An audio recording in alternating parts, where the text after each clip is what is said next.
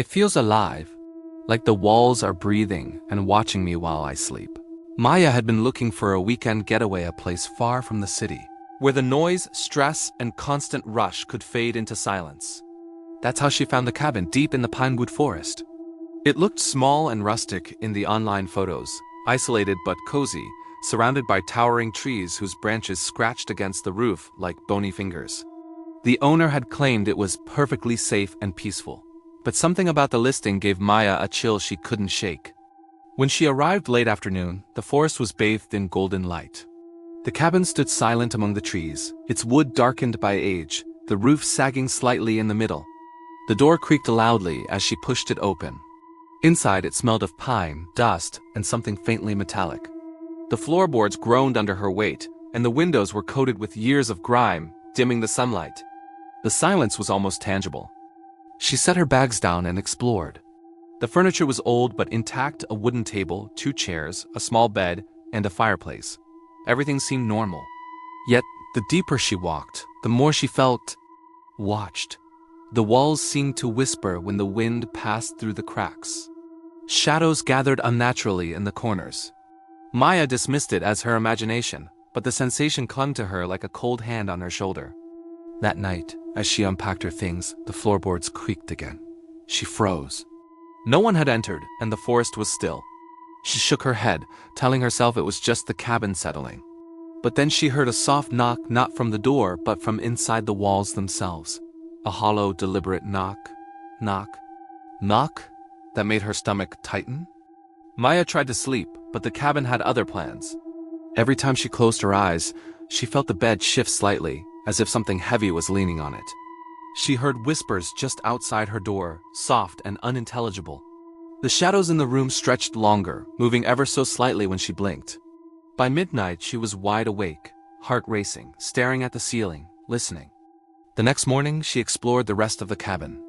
A small attic hatch revealed dusty trunks and old boxes. Curiosity overcame fear, and she lifted the hatch, climbing up into the cramped space. The air was cold, musty, and thick. Her flashlight cut through the darkness, revealing trunks covered in cobwebs. She opened one carefully and found old journals, photographs, and letters. Everything was from the previous owner, but some of the writings were disturbing entries about hearing the walls, feeling the floor breathe, and the cabin never lets go. As she read, the shadows in the attic shifted. A faint whisper echoed, "Maya." Her heart stopped. She spun around, but the attic was empty. She stumbled down the hatch, nearly dropping the journals. The air felt heavier, charged, almost alive. The door she had closed to the attic now stood ajar, though she was sure she had locked it. That night, she couldn't sleep again. The whispers returned, growing louder, forming words that seemed to swirl around her. Stay forever. She sat up in bed, flashlight trembling in her hand. The shadows on the wall seemed to stretch toward her. The air was icy. A door creaked open somewhere in the cabin slowly, deliberately. She knew no one had entered. Her breath came fast and ragged as she rose to investigate. The hallway stretched unnaturally. She felt as if the cabin itself was shifting, bending the walls, extending the rooms. She reached the small living room, and there she saw it. A rocking chair, moving slowly back and forth, though no one was sitting in it. The whispers grew louder, forming sentences she couldn't fully comprehend. "Do not leave, you belong." Maya's flashlight flickered. Shadows surged along the walls, pooling at the corners, crawling toward her. She backed away, knocking over a chair. The sound echoed unnaturally, bouncing off walls that seemed to have no end. She ran to the kitchen, but every door she tried led her back to the same room. The cabin had trapped her. The walls pulsed slightly, almost breathing, responding to her fear. Every creak of the floorboards, every gust of wind seemed alive, deliberate. In a small, dark corner, Maya noticed a mirror she hadn't seen before. As she approached, her reflection twisted unnaturally. Her face smiled at her, but her mouth hadn't moved. Eyes glinted with something that wasn't human. She stumbled backward. The reflection raised its hand slowly, pointing directly at her. The whispers became chanting. Hundreds of voices now, overlapping, echoing, surrounding her. She tried to scream, but no sound emerged. The cabin was alive, feeding on her terror. She understood now the place never let anyone leave. It collected fear like fuel, growing stronger with each visitor. Desperate, she ran to the door, throwing it open, expecting to see the forest outside. Instead, she was confronted with an endless hallway. The cabin had transformed. Rooms she hadn't seen before stretched infinitely, shadows gathering at the edges, reaching toward her. Each step she took, the floor seemed to pull her deeper inside. Maya tried hiding. She ducked behind furniture, piled boxes, anything, but the cabin always found her. Whispers followed her. Shadows crept around corners. A soft, cold hand seemed to brush her ankle. The rocking chair moved closer, gliding silently across the floor, though no one touched it. In a panic, she climbed the attic again. The journals were still there, pages flipping by themselves. Words glowed faintly. The cabin never forgets. The cabin never forgives. It always wants more.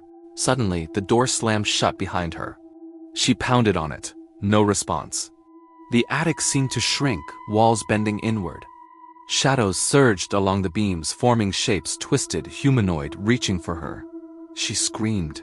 The shadows answered in unison, whispering her name, promising she would never leave. Time lost meaning.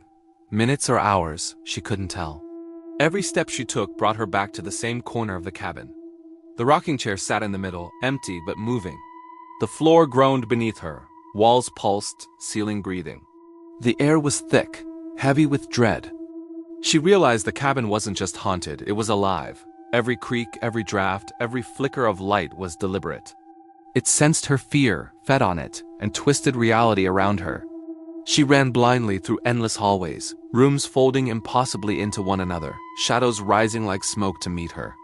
Finally, she stumbled into a small room, windowless and silent. The walls were dark, but the shadows coalesced in the center.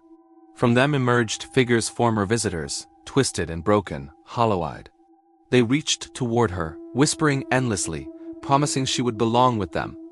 Maya backed into a corner, clutching the journals. The shadows surged closer. The chanting grew deafening. She could feel the cabin breathing, pulsing, alive with hunger. She screamed, but the sound was swallowed. The figures enveloped her, dragging her toward the center of the room. The journal's pages flipped violently, glowing now with a faint, unnatural light. Words rearranged themselves. Once you enter, the cabin keeps you. Once you fear, it feeds. Once you scream, it remembers. The air was freezing now, her vision blurred. The shadows pressed closer, whispering, promising, demanding. Her own reflection in a mirror showed her body, but hollow, empty, smiling at her silently. She realized in horror that she had become part of the cabin, her fear fueling its existence. Outside, the forest remained silent. The wind rustled the trees. The cabin stood as it always had, quiet, unassuming, waiting for the next visitor brave or foolish enough to enter. And sometimes late at night, passers-by report seeing a faint light flicker in the windows. Some swear they hear whispers, soft and deliberate, carrying through the pine-scented air, calling names. Maya's voice can no longer be heard, but if you step inside the cabin, you may hear the whispers yourself, inviting you to stay. Forever. If this story gave you chills, like the video. Comment if you dare spend a night in this haunted cabin. And don't forget to subscribe for more terrifying tales that will haunt your nights.